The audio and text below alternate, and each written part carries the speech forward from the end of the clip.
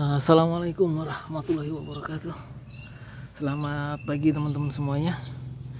Di pagi yang cerah ini, hari ketiga setelah sholat atau hari Idul Fitri ya. Nah, kali ini kita akan pantau jambu air madu deli hijau di planter bag teman-teman ya. Jadi ini udah, meskipun kecil, ini udah berbuah satu kali teman-teman. Dan kita taruhnya agak di tempat yang teduh, di bawah pohon jambu air madu deli merah ya, dan ada 3 di sana. Nah, kemudian tak sengaja sambil nyiram tadi ternyata sudah berbuah teman-teman, maksudnya sudah ada bakal bunganya lagi, masya Allah ya. Nah, teman-teman nggak percaya tuh, walah ketok orang ini.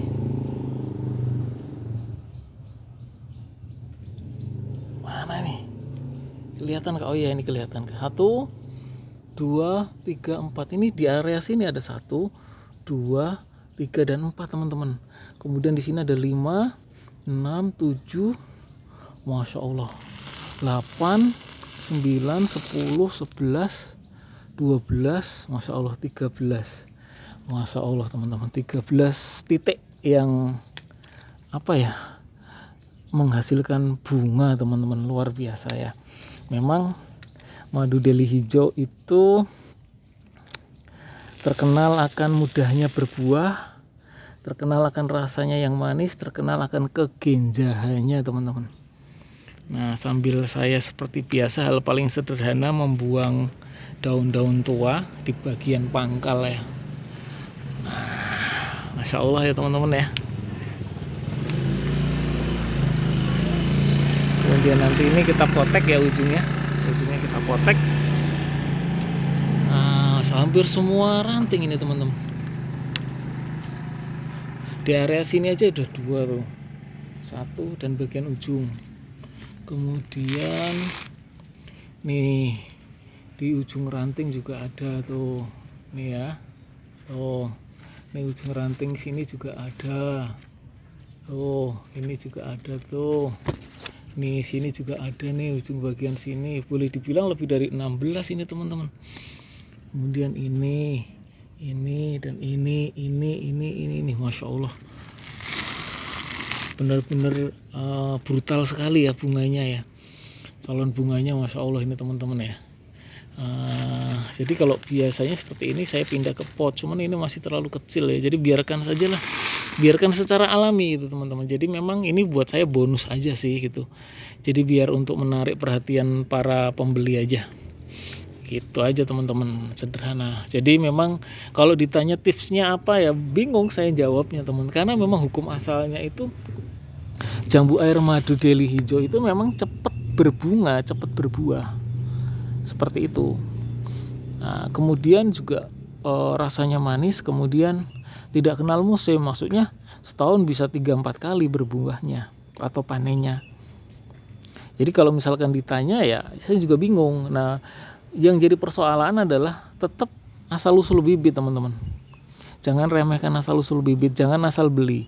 Jadi teman-teman kalau misalkan kemudian membeli atau beli sebuah tanaman, minimal sudah berbuah lah. Jadi itu jaminan buat Anda bahwa kemudian tanaman tersebut oke, valid gitu teman. Nah, berikutnya yang kedua, di penjualnya berbuah, tapi begitu di tempat saya sudah nggak berbuah lagi. Nah, ini problem berikutnya yang sering ditanyakan teman-teman. Jadi apa ya, memang terkadang kata orang sih, ini tangan orang beda-beda ya, tangan orang beda-beda. Tapi sejatinya saya juga ngikutin kok dari channel-channel YouTube. Belum, maksudnya pengerjaan saya itu belum sempurna. Jadi terkadang saya ngerjainnya itu ya sepotong-sepotong teman, sepotong-sepotong dalam arti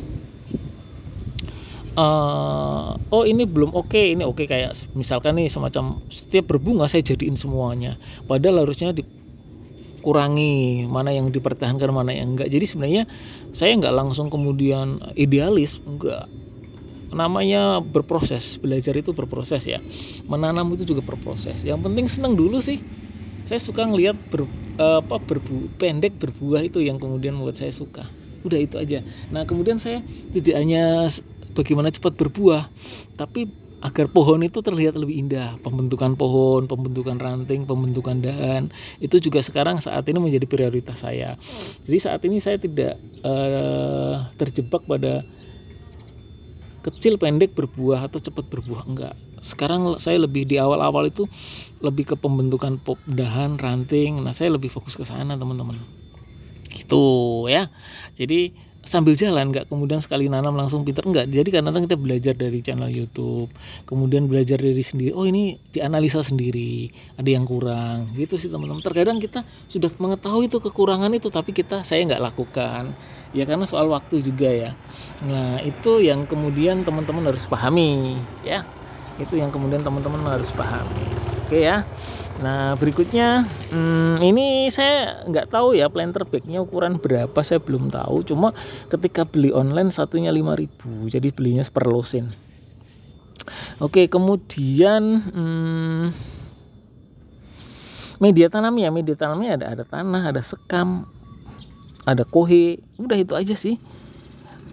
Itu aja. Bahkan kemarin saya ada proses namanya beberapa hari tidak saya siram, apa istilahnya namanya ya, stressing tanaman itu tidak saya siram. Tapi bukan berarti terus langsung berbuah, tapi rumus dasarnya jambu air itu adalah dia memang butuh asupan airnya tinggi banget, teman-teman. Ada nutrisi, ini kan kelihatan hitam ya, berarti ini kan ada kohenya, kandungan kohenya cukup tinggi. Lalu kemudian ya pertama memang asal usul bibit dulu sih, asalkan kita nyangkoknya dari pohon yang sudah pernah berbuah aman, minimal 2-3 kali lah, minimal 2 kali itu udah aman. Apalagi di area batang yang memang potensi untuk memunculnya bakal buah itu semakin tinggi, semakin besar, itu makin bagus lagi. Seperti itu, teman. Jadi teman-teman jangan, memang sih di awal kita kadang-kadang terjebak pendek cepat berbuah itu, padahal sebenarnya kalau kita bongkar ya banyak alasan, banyak faktor, banyak ilmu yang ada di sana. Nah, seperti itu ya. Jadi teman-teman jangan terjebak pada kalimat itu.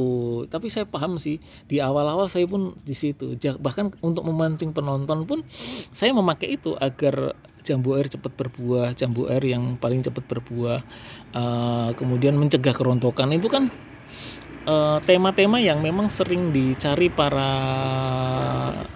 pencari ilmu di media sosial atau di channel YouTube ya itu. Nah, itu saya nggak bisa pungkiri, teman-teman. Saya tetap menerapkan sistem itu juga. Di judul saya poinnya sih, saya punya ilmu, saya ingin berbagi. Ketika bisa memberikan manfaat, saya tidak bisa memberikan manfaat secara tidak langsung nih, tapi teman-teman bisa lihat channel YouTube saya. Setidaknya meskipun belum bisa menangkap, bisa menginspirasi lah, gitu aja dulu ya. Gitu teman-teman ya. Jadi asal usul bibit, kemudian media tanam, kebutuhan air, kebutuhan nutrisi, sinar matahari. Kemudian baru nanti perawatan ringan, kebutuhan air itu muntah-muntah nggak apa-apa. Kemudian mulai muncul tunas baru, kita akan rapikan nih mana tunas yang akan kita pertahankan, mana yang enggak. Kemudian pembuangan daun tua. Lalu setelah itu apalagi ya, udah ada bakal bunga, ada bakal buah, mana nih harus kita pertahankan, mana yang enggak gitu. Kalau ini sih ya memang modeli segini juga udah berbunga gitu. Apalagi kalau bibitnya udah oke, udah pasti.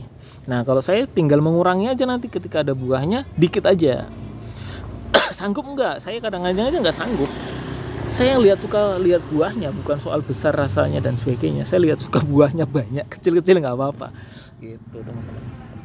Ya, itu terus sambil jalan sih. Ada yang langsung bisa menerapkan, ada yang kadang-kadang masih tawar-menawar, hal biasa teman-teman.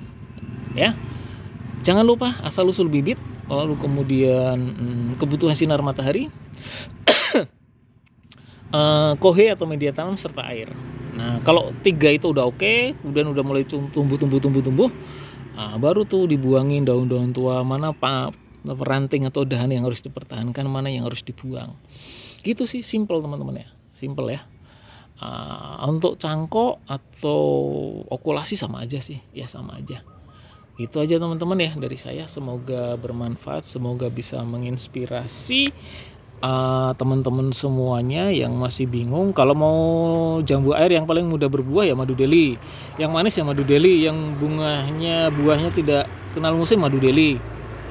Apalagi ya madu deli it's okay lah, keseluruhan recommended banget. Demikian, salam satu hobi menanam.